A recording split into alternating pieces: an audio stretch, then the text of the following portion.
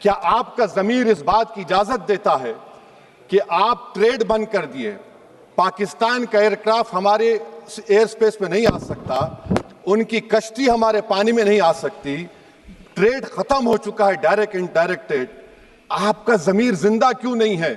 किस सूरत से आप पाकिस्तान से क्रिकेट मैच खेलेंगे जब हम पानी नहीं दे रहे हैं? 80% पानी पाकिस्तान का हम रोक रहे हैं, ये कहकर के पानी और खून नहीं बहेगा, आप क्रिकेट मैच खेलेंगे?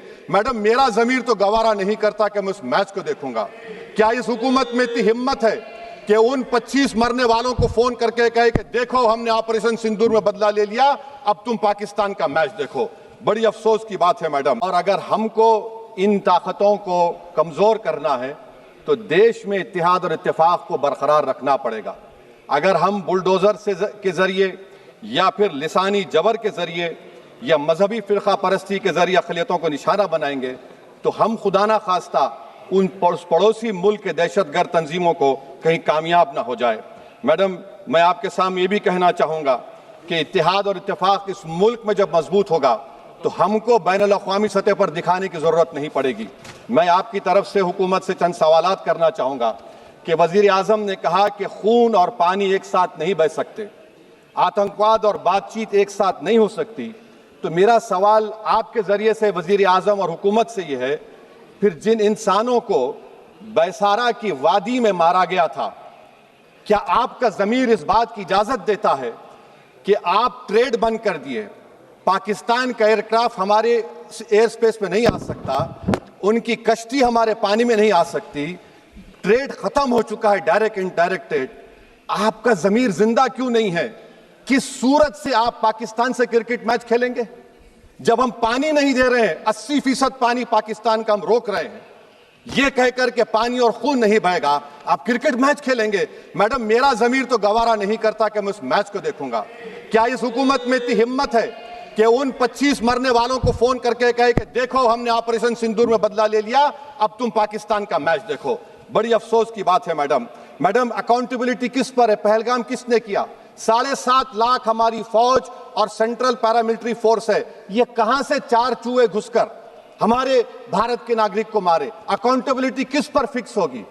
एलजी पर फिक्स होगी तो एलजी को बरतरफ करिए, आईबी पर आती है तो एक्शन लीजिए, पुलिस पर आती है तो एक्शन लीजिए, मगर आप ये समझ रहे हैं कि ऑपरेशन कर दिया और हम खामोश लोग भूल जाएंगे। अकाउंटेबिलिटी फिक्स करना पड़ेगा। मैडम, डिटरेंस आपकी क्या है?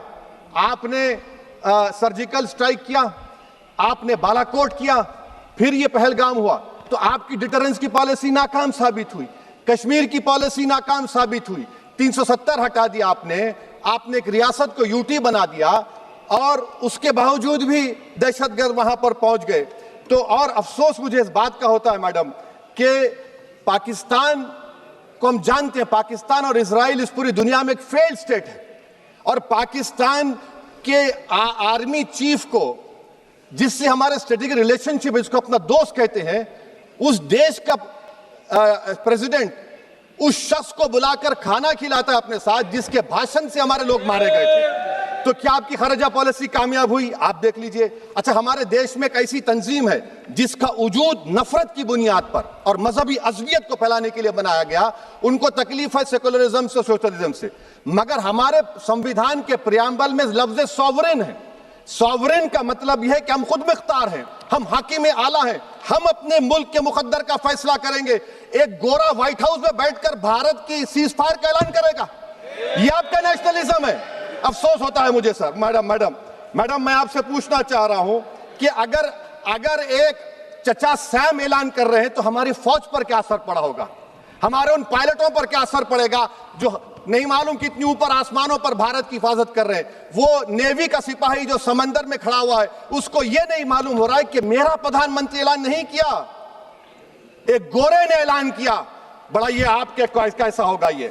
मैडम, मेरा सवाल हुकूमत से यह भी है कि हम कोई एडवर्सेरियल कंट्री नहीं है अमेरिका के लिए, हम दोस्त हैं, स्ट्रेटेजिक रिलेशनशिप है, क्या क्या एग्रीमेंट हमने साइन नहीं किया, तो क्या ये दोस्ती निभा रहे हैं?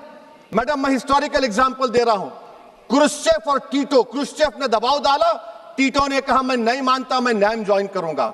मैडम, फ्रांस और यूएसए, डिगोल को जब यूएसए ने दबाव डाला तो डिगोल ने कहा कि तुम दोस्त हो, मगर हमारी खारिजा पॉलिसी आजाद ना है। मैडम वहीं पर आप देखिए गुजराल साहब, जिसको कहते सबसे कमजोर थे, वजीर आजम थे, उन्होंने बहादुरी का मजारा किया, रिफूलिंग करने नहीं दिया। वियतनाम 20 साल यूएसए से लड़ा मगर झुका नहीं, और हम उनको बोल भी नहीं पा रहे, उनको बोल भी नहीं पा रहे। हम तो कोई दुश्मन मुल्क तो नहीं है अमेरिका के, ये आपको समझने की जरूरत है।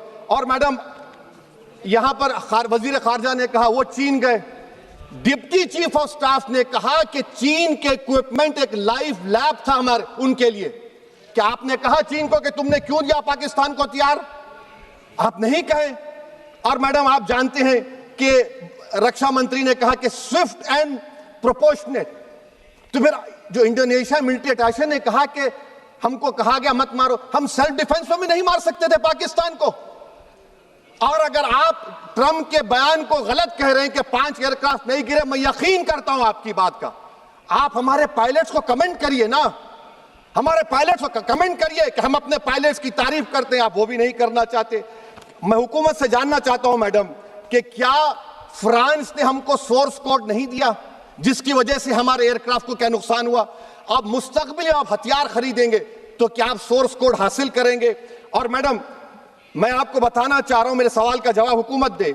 हमारे पास सैंक्शन जो स्क्वाड्रन है 42 है, 60 साल के बाद सिर्फ 29 काम कर रहे हैं।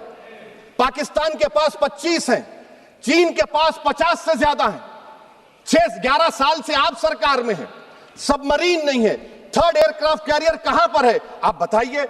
और मैडम FATF में लाना पड़ेगा आपको। अगर आप विश्व गुरु हैं तो हम आपको चैलेंज कर रहे हैं, आप G7 के कंट्रीज को, GCC को और चचा सैम को राजी कराइए कि पाकिस्तान को, मैडम खत्म कर रहा हूं, FATF में दोबारा लाया जाए। मैडम ऑल पार्टी मीटिंग हुई, देखिए कितना कॉन्ट्रडिक्शन है केंद्र सरकार में और स्टेट सरकार में।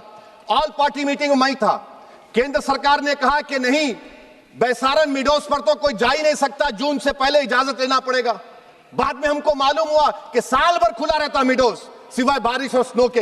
ये कॉन्ट्रडिक्शन है केंद्र सरकार में। वहां पे मैं हुकूमत से मुतालबा करता हूं मैडम आपके जरिए से कि कौमी सिक्योरिटी को, नेशनल सिक्योरिटी को, खारिजा पॉलिसी को, फॉरेन पॉलिसी को राजनीति का मुद्दा मत बनाइए, राजनीति का मुद्दा मत बनाइए। ये हमारे मुल्क में मुफाद होगा, हमारे मुल्क के इत्तेहाद और एकजुटती को आप एक वोट का जरिया मत बनाइए।